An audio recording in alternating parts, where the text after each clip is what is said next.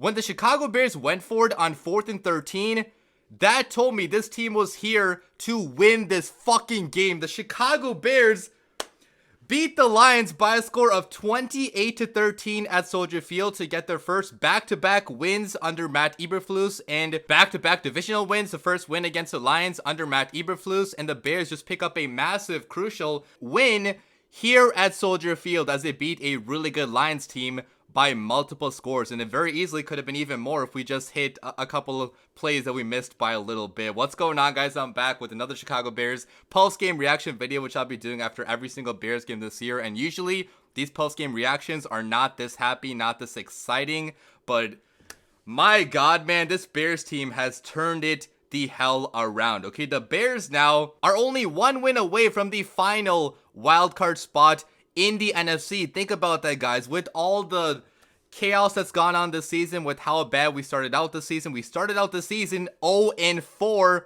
and we're only one game out of the last wildcard spot. Now, it's still going to be really tough to make it in because we got so many teams still ahead of us that we're going to need to lose. And even if the Bears do win out the rest of the season, which is not even that crazy to think about with how good they're playing on defense, with Fields back, you know, making some big time plays on the ground and through the air, it's not totally crazy to think the Bears could maybe win out. But even if we do win out, it's going to be kind of difficult. But the fact of the matter is that there is a chance, and that's all I wanted going into this year. Okay, I wanted there to be meaningful football being played at the end of this year, and that's going to be what's going to happen. Okay, these games now matter a lot because the Bears still have a chance to make it in. We got games now against the Browns, who have a backup quarterback in Joe Flacco. Maybe our defense could do well against him. We got the Cardinals after that. Cardinals are a really bad football team. We got the Falcons after that. Falcons have been decent, but not amazing, I'd say. And then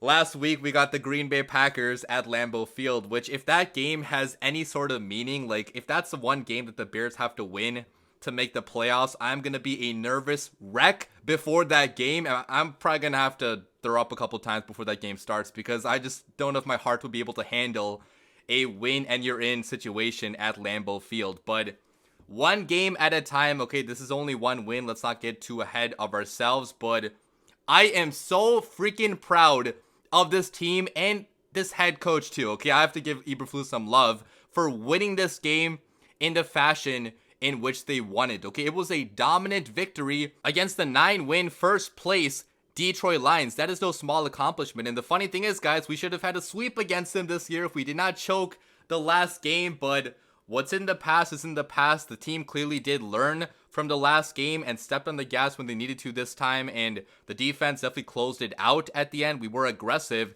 throughout the entire game. Okay, we should have probably won this game by even more if the offense connected on a few plays that they barely missed. But you cannot complain about scoring 28 points against any team in the NFL. And with how the defense was playing, we didn't need much more than 28. And I gotta give a lot of props, a lot of praise to Matt Eberflus because you guys know I've criticized this guy a lot the entire season, as I feel like he has deserved at times with some bad coaching mistakes, some bad coaching decisions. But I'm starting to think he might be staying here for next year. Maybe he's actually deserved that opportunity now, which I cannot believe I'm saying those words out of my mouth, but his side of the ball has completely turned it around, guys. Like, the Bears right now have a top 10 defense with how they're playing, and for being a defensive mind, he has clearly figured out the defensive side of the football. And the big thing here, guys, in this game that he showed me was that he has the balls to win games like this because, as I mentioned at the beginning,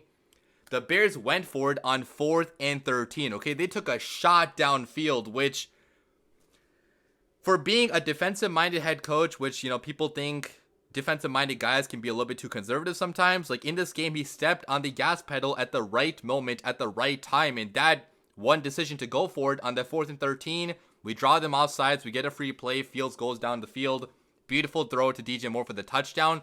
That is why the Chicago Bears won this game. And Matt Eberflus showed me that he was not scared to go for it in a crucial big situation like that. He trusted his quarterback. So even though I do still have some gripes with Matt Eberflus with how he handles some games early on in the season, it kind of does seem like he's learned from some of his mistakes. And I'm still not the biggest Luke Getsy fan, guys. I think Luke Getsy still at times is a little bit out of his depth, and sometimes the play sequencing does not make a whole lot of sense. That 4th and 1 call in the first half when we had a chance to, push the ball, maybe go up 17-0, that's when the game started going back to the Lions side, right? And I thought at that point we might have lost the game with how the first half ended, with the Lions scoring a touchdown, back-to-back drives basically, right? So that 4th and 1 call was absolutely putrid. I don't know why we were going sideways when you have the option to do a tush-push type of play, or maybe just put the ball in Fields' hands. He almost picked it up on that 3rd and 2 play, but we run a lateral play to DJ Moore instead, which did not make a whole lot of sense to me. So, Luke Getsy still has moments where I'm not sure if he's the offensive coordinator of the future for the Bears. If the Bears do fire him and hire somebody else, I would not be mad at that at all. But Eberflus is building a case to stay with a signature win like this. And make no mistake about it, guys, he still has to win more games down the stretch of this year to consider keeping Eberflus. He has to go on a longer win streak, but it's certainly possible now, when I did not feel like it was possible as soon as 3 weeks ago after we blew that game to Detroit the last time. I thought he would be fired at the end of the season, but the Bears stuck with him in season, and it seems like right now that was proving to be the right call to not fire him after the Chiefs game or the Broncos game, or some other collapses that we had. To not fire him in season might have been the right call because this defense is turning it around. But I do want to talk about the offense first of all, and Justin Fields and how they played in this game. And they scored 28 points, guys. So anytime you score 28 points, that should be enough to win games in this league, especially if you have a good defense now like the Bears seemingly have. And the funny thing is, guys, that the Bears offense could have scored a lot more points if they just were this close to connecting on a few plays. And that's the thing, guys. Justin Fields was definitely not perfect in this game. I'm not going to act like he was perfect, but no quarterback is ever going to be perfect in any game. And yes, Fields does have his flaws with holding onto the football a little bit too long sometimes. Can he improve his internal clock? Yes, he can. Can he sometimes hit the easier throws, more consistently? Yes, he can. But Justin Fields also made some big time plays, which were also a reason why the Chicago Bears won this football game. Okay, on the ground, guys, Justin Fields still probably is the best runner at the quarterback spot in the NFL. I even think he's better than Lamar Jackson as a runner, with how elusive he can be at times and with how much speed that he has, to his game as well. And you guys saw in that first half, he broke that tackle in our own end zone basically and had a big time run, escaped Aiden Hutchinson, and got down the field for the big first down, which I cannot even comprehend how Justin Fields makes that happen. Okay, very few quarterbacks in this league can make plays like that happen. He also had a big touchdown run in the second half to basically ice the game for the Bears. He runs to the right, he threatens to throw downfield, but he keeps it instead, and with his blazing fast speed, he barely gets in for the touchdown on the ground. And it's plays like that make him such a unique and special player in the NFL. He has a big time arm too, guys, which was on display obviously in that second half on that big throw to DJ Moore on the 4th and 13. But on the ground, he is legitimately the most dangerous quarterback in the NFL. And I don't know why people discount his rushing abilities. Yes, you can bring up the fact that he still has to improve in areas as a passer. That is 100% accurate, but I'm just scared if the Bears trade him, we are trading somebody with just such high potential that maybe we're so close to unlocking. And if we trade him just 1 year too early, some other team is going to unlock that potential, and we're going to be left with a rookie quarterback, which, again, guys, don't get me wrong, I would still be excited with some of these rookie quarterback prospects, but I would just be very nervous about trading Justin Fields, a talent like this, because he has unique game-breaking abilities. And talking about his game as a passer, again, as a passer, he definitely did miss a couple throws. There were a couple times, which the broadcast also pointed out, where he's a little bit late on some throws, a little bit high on some throws, missed a couple guys open. At the end of this game, he had a chance to really put the exclamation point on this performance by hitting open DJ Moore for what would have been a 70-yard touchdown, but missed the guy, and that really sucked. I really wish he hit that because DJ Moore was, pretty wide open. So, again, I'm not going to act like Justin Fields played a completely perfect game, but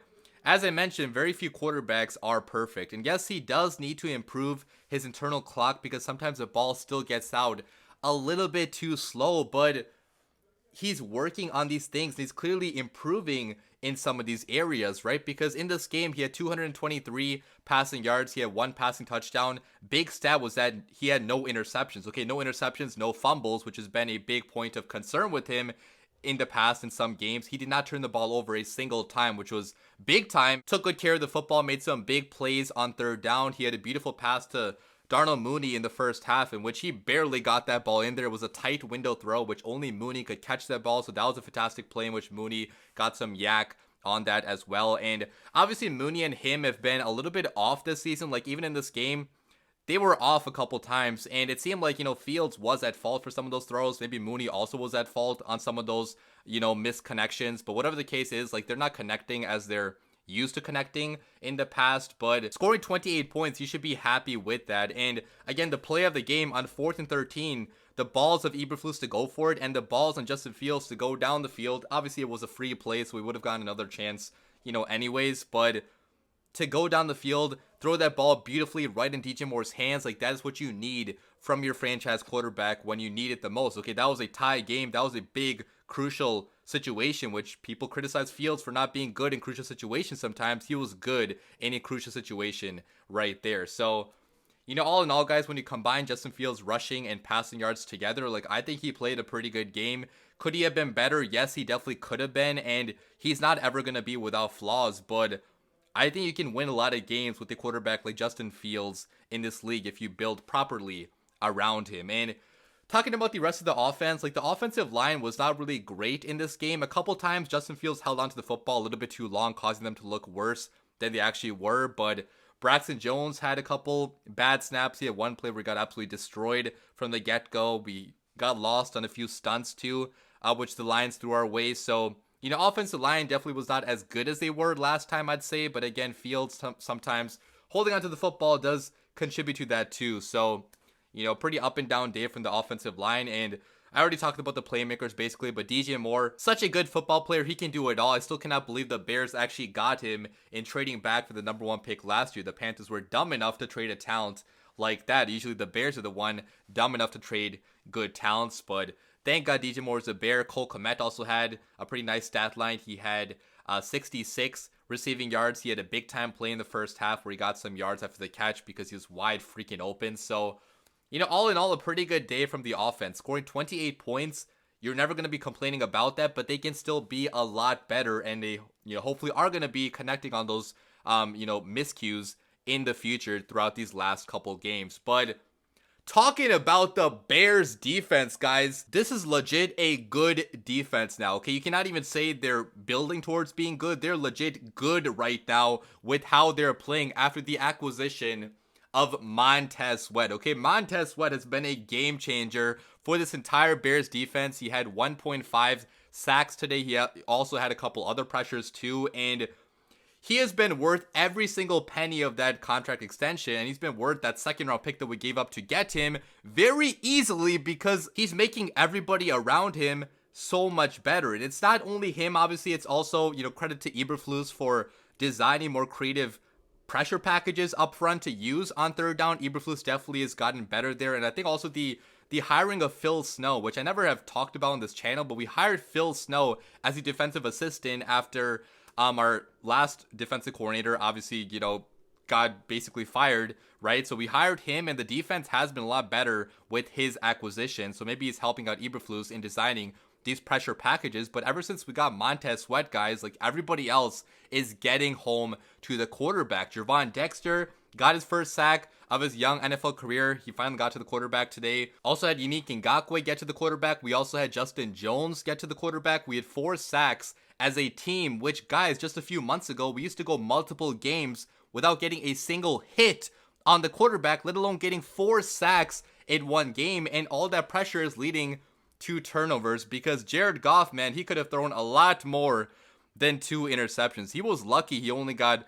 recorded for 2 interceptions because, Brisker dropped one. Eddie Jackson got close to getting one. A couple other players almost dropped interceptions. So the ball is getting into our defenders' hands pretty frequently at this point with every quarterback we're going up against because we're getting so much pressure on the quarterback, and Eberflus's creativity on these third downs is really confusing quarterbacks at the line of scrimmage. You can only be this creative if you have the guys on the back end to lock up as well, and we definitely have those guys right now because their entire secondary is freaking locked down right now. Okay, Jalen Johnson playing the best ball of his career. We got Kyler Gordon taking a big, massive jump in year 2. He also had a couple nice plays where he locked up and was not really a guy I call out his name at all in this game. And if you're a cornerback, I don't call out your name, you probably had a pretty good game. Tyreek Stevenson had a play in the end zone where he kind of let one go through a little bit easy, but Tyreek Stevenson also had a couple big hits in this game. And Jaquan Brisker, man, 17 freaking tackles in this game. Jaquan Brisker had 17 tackles. I cannot even comprehend how crazy that is. He was all over the field, and he could have had a pick. Got pretty close to getting it, but it's okay. Eddie Jackson had a couple tackles. He had one which saved a touchdown where he had to run down Dave Montgomery, former teammate, down the sideline. But, Eddie played okay, and all in all, man, I mean, when the pass rush and the secondary is working in tandem like this, that's how you create a really good defense, especially when you have a good defensive mind here too, like we do in Matt Eberflus. So the entire freaking defense is so amazing right now. Talking about the linebackers, I mean, TJ Edwards and Tremaine Edmonds are playing like one of the best linebacker duos in all of football right now, okay, with the, pass breakups they get in the middle of the field, with how they're sniffing out the run too. I know the Bears were not as good against the run in this game, but they didn't allow any big explosive touchdown runs in the second half, which could have ate into the Bears' lead, okay? The Bears' defense allowed 0 points in the second half against a really good Detroit Lions offense led by, an offensive coordinator that is high on the wish list of many fan bases. Okay, a lot of fan bases wanted to hire Ben Johnson as head coach, but Matt Eberflus completely outcoached him in this game, which I cannot believe I am actually saying. So, all in all, man, what a freaking win by the Chicago Bears. We have to keep on winning some more games now, man. Like, I want to go on a massive winning streak and end the season at 9-8, even if that seems unrealistic. Anything is possible with how good this team is playing, especially on defense. Okay, if you play defense like this, you're gonna be in any game down this stretch with any team. And if the offense can work on being a little bit more consistent, hitting the easier plays, Luke Getsy can, hopefully not be a dumbass at times, maybe the Bears can make things fun down the stretch here. What a freaking win. Leave your comments down below. I'm gonna sleep happy tonight. As always, bear down.